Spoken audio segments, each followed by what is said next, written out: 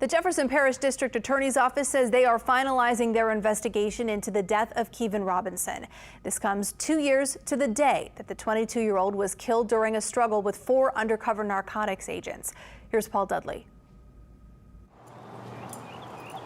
As Keeven Robinson's cousins walk the street where the 22-year-old was killed, they describe a scar that doesn't fade 2 years later. It's still hard for us, you know. It's the same as it was 2 years ago. Nothing has changed. We haven't got any updates. We haven't got any justice. In the weeks leading up to Robinson's death, the officers were investigating him as a suspected drug dealer. When they tried to arrest Robinson on May 10, 2018, at this gas station off of Jefferson Highway, Robinson ran. There was a chase and a struggle. According to the police report, Robinson died at the scene. The cause of death, homicide.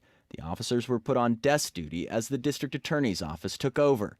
Now, 2 years later, in a statement released by the DA's office, Paul Connick says his office brought in a number of independent national experts, and the final reports of these experts were not completed until March 18th of this year.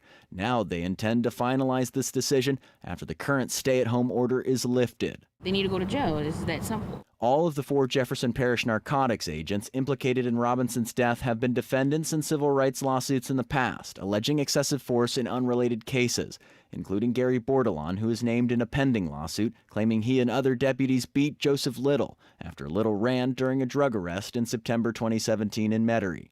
Watching that clip from the video, I can only imagine what they did Keeven. They're not getting held accountable for their actions, and maybe if they were held accountable for their actions prior to this happening, then this probably wouldn't have happened. Now, the Robinson family says they can't move forward unless they have justice. Paul Dudley, Eyewitness News.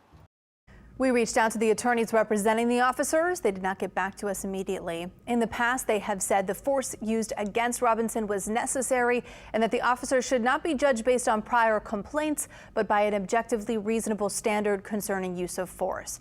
The NAACP of Jefferson Parish wrote in a statement, quote, "We are still demanding an arrest, charges, and conviction of these 4 detectives. This is wrong, sad, and pathetic that the law does not care about how they have bad cops on their payroll." Robinson's family says that they are planning a march for after the stay-at-home order is lifted.